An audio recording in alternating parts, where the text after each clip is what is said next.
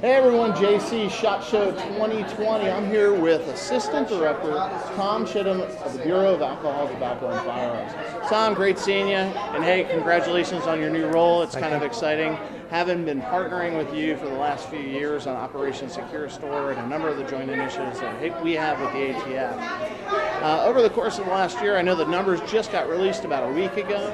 I think that we've seen really great strides in performance as far as all of the efforts that we've been focused on with Operation Secure Store and actually getting the FFLs educated on securing their stores and protecting their products. Let's talk about some of these numbers, because I know a couple of the numbers are pretty great. Yeah, so let me say first, John, that it's great to be back at SHOT Show. It's near and dear to my heart.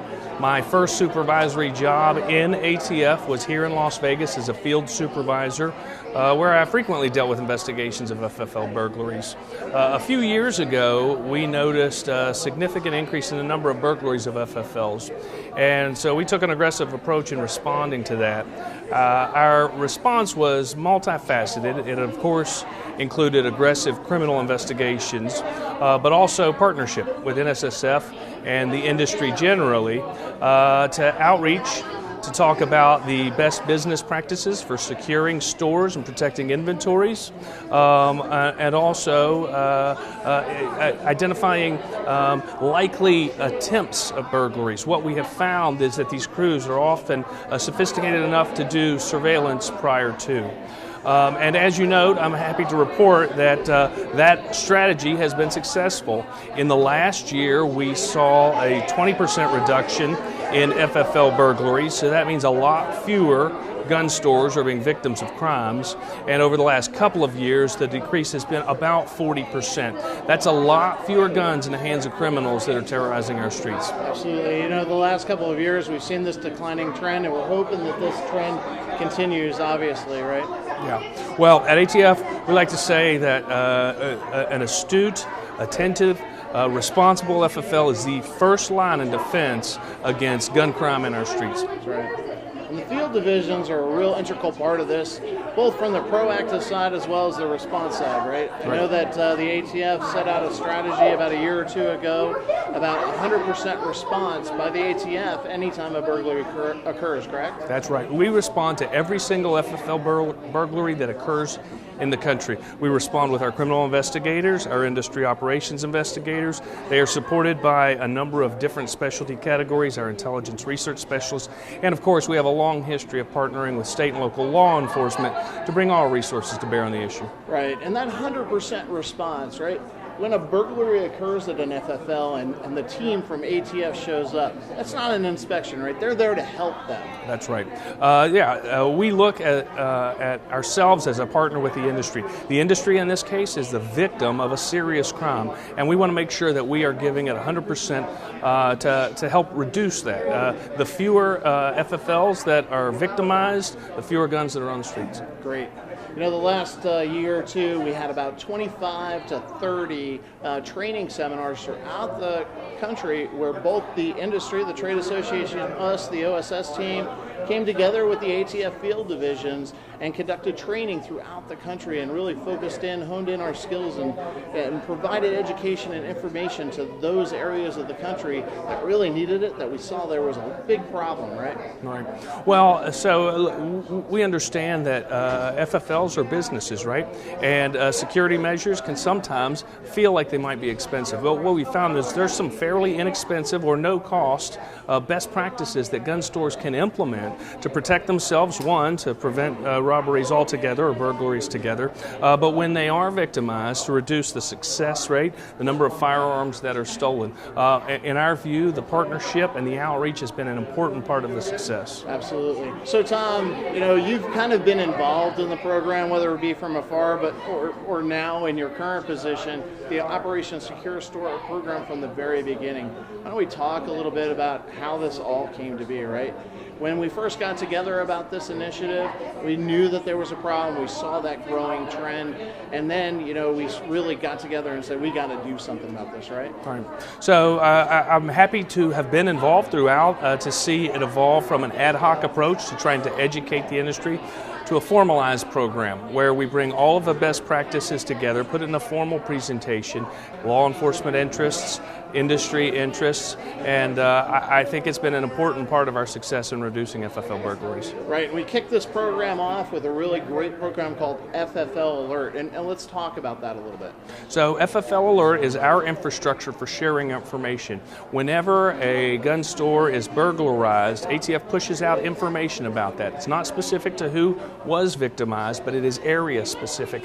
What we hope to do is to encourage FFLs to be alert, to think about whether or not they have seen any potential attempted burglaries or suspicious behavior, and also to take steps to protect themselves. That's great. And then we moved into the transition of actually getting out there and actually doing that side-by-side, shoulder-to-shoulder training, industry consultants with the ATF educating the FFLs. Why don't we talk a little bit about the seminars that have occurred throughout the country and just how beneficial those are to the industry?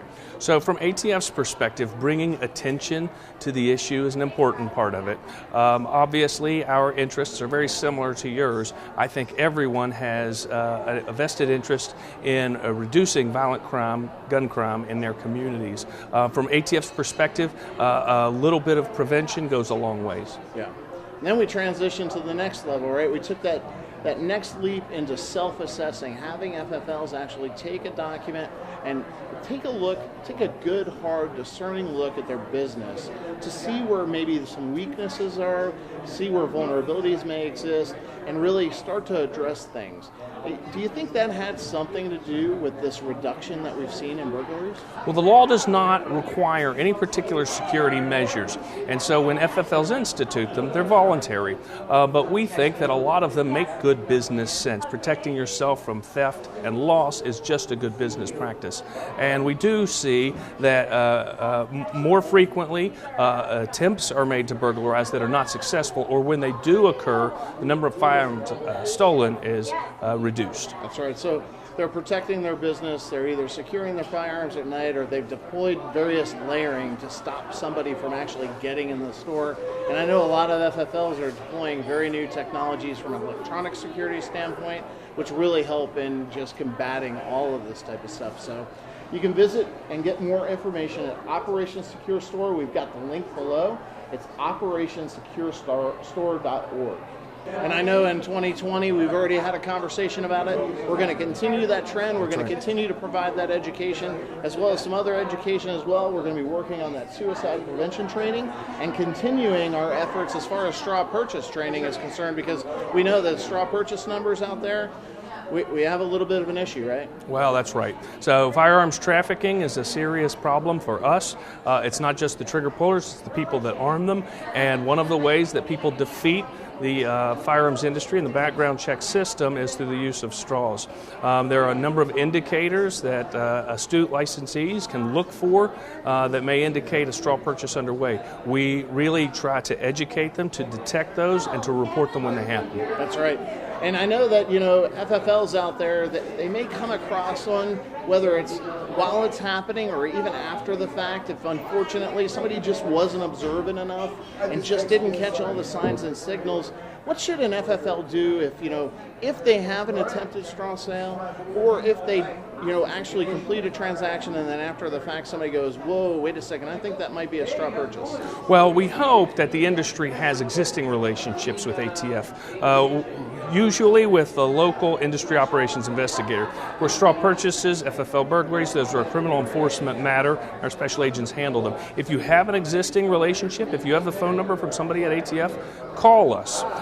And not just when you are the victim of a crime, not just when you have a completed straw purchase, but when you detect suspicious activity.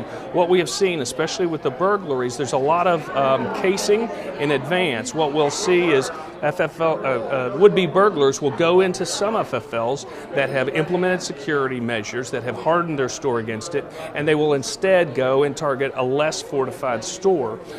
The information that we get from the FFL that reports that attempt or suspicious information is often the key to solving the burglaries when they happen. Right. And a lot of times with even the straw purchase situation, they'll actually kind of come in and kind of observe what's going on and maybe ask some questions ahead of time that could cause those signals to be read that, hey, listen, you may be having a straw purchase attempt at some point.